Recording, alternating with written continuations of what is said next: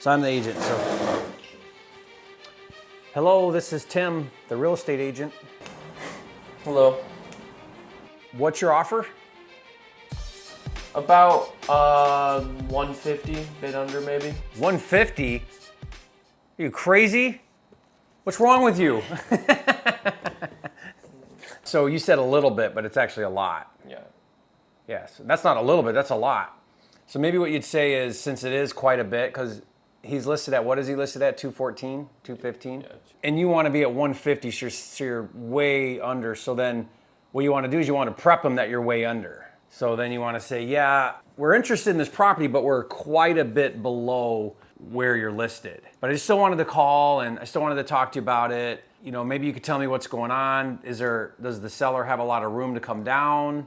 Right? You kind of want to like start a conversation, see where he's at, feel him out before you give him your lowball number. It's listed at ARV. That's usually not a deal then, right? It just means they're way overpriced for really where you need to be at. But it's also a pretty clean property. So they're just looking for a retail buyer that's okay with a kind of dated house. It's not really hammered enough to where they're going to take a big discount. So this is a tough one because it needs sort of a rehab, but it's kind of livable. But it's not that bad. It's pretty clean. Look how clean the basement is. But look at the floors there. The needs new floors. So it just needs an update. When it's a situation like this, your chances of getting a lowball offer accepted are pretty slim. Mm-hmm. So then change your focus from getting the deal to building the relationship. So then you talk more about, hey, I'm an investor, we buy cash, we're looking for a property. This one's probably not going to work out because I need to be a lot lower than where you're listed. But do you have anything else that we could take a look at? Or if you get another property that's distressed, we'll let you write the offer for us. If it's your listing, we'll let you write the offer. Then you get both sides of the commission. Yeah. That's more important than telling him you want 150 on his 214 list. Because there's just no way they're going to do that. But you still want to make the call, make the connection. Be totally open with him. When he's like, what's your price? Be like, it's way under where you're at right now. Because tell him why. Say, look, we flip houses, so I would need to go in there and do all new flooring. Tell him, look, I would do a big rehab, which means I need to get it for quite a bit under where it's at. It's probably not going to work out. Like I'll tell him, I'm probably way too low. There's no way they'll take my offer. But I'm calling you because we're looking for a deal right now. Do you have anything else? Is the seller super motivated? If they're willing to take a bigger discount later, like let's say you can't sell it, call us back, like that kind of conversation. Okay. Do you want to try it? Yeah. Okay. Here we go. In the chair. You got this. Good morning. Good morning. How are you? Hi. Fine. How are you? I'm Did doing- I call too early? No, they were fine. I was just not totally ready yet. You weren't ready. You called about 11311 Irvington Drive. Norton. Yes, that is correct. Let me tell you the situation. Okay. 39-year-old son, deceased, bought it 3 years ago, parents selling it. So they have to pay off the mortgage. So the least they can take for it is about $210. Got it. Yeah, so that is something that I was going to want to talk to you about. So our offer is lower than that. So let's just talk about there's no room to go under that, I'm assuming. That's 210's the price is the lowest that they're going to want to go.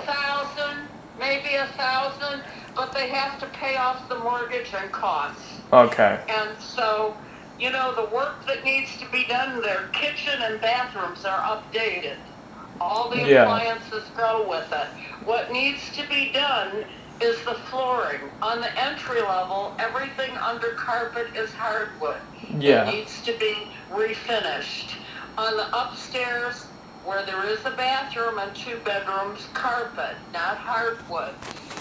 And paint and clean up the yard. I mean, mostly it's muscle work. Yeah. You know, it's not something you have to hire out somebody to do. Yeah. What do you? I mean, if you can do it yourself. Yeah. What do you think it would sell for once it's all fixed up? Well, the comps I have are $245. Okay. And maybe more depending, you know, the market slowed down, but I expect it to pick up. It slowed down in September, Primarily because schools opened, sports got started, and there was a Jewish holiday. So my guess is 245. You know, you'd probably be able to get that for it. Okay. Maybe more. Somebody told me 270, but I'm not confident of that. So it's a really nice house. There aren't very many 4-bedroom homes with 2 bathrooms, one on each level. The yard needs to be cleaned up, I'm going to be honest with you. Other than that, it's a terrific house. Now, the previous agent... Okay. Yeah, that's probably 210's a little too high for us, but would you be willing to let us take over your payments? Their payments. Their payments. No, I can't do that. They want it paid off. Okay. They want it paid off. There's a personal representative, which is the parents. They do not want that. They want the house Do you have gone. any other properties that are distressed? Okay. I think you could make money on it. If you got the work done in the next 2 or 3 months, you know, and you did it yourself, I think you could make money on it. Yeah, I understand that, but do you have any other properties that are listed that we could look for to get a good flip? Well, I have one on Alexander, and without looking on the computer, but that one is the same situation. You know, it needs updating, it needs minor updating, but the price is the price. I mean, they can't take less. You know, if you want to send me your email, I'll try to find some things that look like good deals for you. Yeah, we'll look at it a little closer. But Okay, take a look at it, see what you think. Let me know, okay? sounds good. So text me on this. Sounds great. Thank you so much. Thank you. Okay. Bye-bye. Bye. Okay. Good job. Great agent. Like friendly, nice, talkative. Great first call agent. Yeah. Great first call agent. You did awesome. Good job. So feedback. What did you see? What went well? What could you have done differently? What do you think? She was talking a lot. Maybe I could have tried to say some more things. No. Really? Yeah. If they're talking, let them talk. Let them talk. You always want somebody else to talk more because they'll just keep revealing information. But listen closely to what they're saying, and then use the information they're giving you to help you understand. So one thing is, I always like to see the agent's perspective on what they think value is. We comped it at 215. She said 245. So when they say that, I would follow up and say, what values are you looking at? What comps are you looking at? Because maybe she's right and we're missing something. Could be. I don't think so, but could be. She was looking on Zillow. Well, yeah, but so are we. But I mean, for example, when she says 245, say, do you have a comp that shows 245? Can you tell me where you're seeing that? Because I'm seeing 215 as a value fixed up. And then when she's like, oh, all you got to do is this and that, and I don't know how much investors want to make. What a lot of agents don't realize about flippers is we have a lot of soft cost, meaning there's financing costs. We have to pay closing costs. Talk about the rehab and how that's why my price was so low. Yeah, so when she says 210, it's okay just say, well, it sounds like 210 would work, but the problem is there's a lot of fees to fix it up. There's fees for funding. There's fees for closing costs when I resell it. So you try to help the agent kind of look at it from a flipper's perspective. Yeah. But it really doesn't matter because 210's as low as they can go. So you don't keep trying to get lower.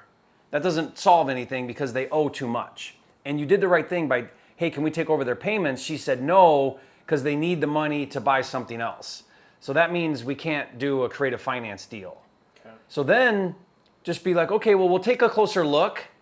That way she feels like you're listening to her and going to give her that you're giving her credibility on her perspective. Yeah. But then go to the relationship. So one thing on the relationship, you did great by saying, do you have anything else? She said, yeah, I got another one just like this. Say, great, what's the address? We'll take a look at it. Yeah. And then say to her, by the way, Alice, just so you know, we'll let you write the offers for us on your listings.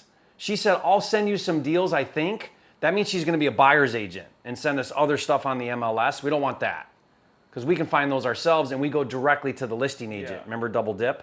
But what you could say is Alice, in the future, anytime you get a distressed property, call us. We'll give you a cash offer and we'll let you write it for us. We'll let you represent us so you get the commission from our side. Yeah. That's the most important thing. And she's super friendly and nice. So she probably would. So I'd follow up with a text and just say, hey, Alice, just so you know, in the future, if you get any distressed properties, give us a call and we'll give you a cash offer. Okay. Save my number. Call us when you get distressed properties. We'll let you write the offers for us. See how important that is? And if she does, then a month from now, she may call you and say, hey, Jonathan, I got this deal coming up. I listed on Friday. It's Monday. Go take a look at it. They're super motivated. It needs a bunch of work, and you can get this for a great deal, blah, blah, blah. Remember, it's never about the deal at hand, even though that's what we're calling about. It's always about the relationship, because the relationship turns into future deals. Yes, you got that. But you did awesome. You did really good. Yeah, I thought I was not too stuttery and slow on the phone. Yeah. As you practice, it'll get more natural. And what you want to learn how to do is pivot off of the information she's giving you. Yeah.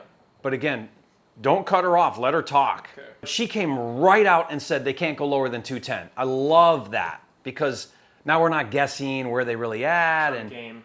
yeah, she took it immediately. She was transparent and said, look, they can't go any lower than 210, maybe 209. Instantly we know, okay, well, there's no way we're buying this at 150. Yeah. Even if the seller wanted to take 150, they can't, because they owe a mortgage. So then that information is super valuable. So now you can pivot on that information. Say it like this, say, hey, Alice, in the future, anytime you get a distressed property, let us know right away. We'll give you a cash offer and let you represent us on the buyer side. And she'll know what that means. It means she'll get the listing commission and the buyer commission, double dip. And then here's my email. Say, this is my cell, save my number. I'm your cash buyer for Macomb County. I like that.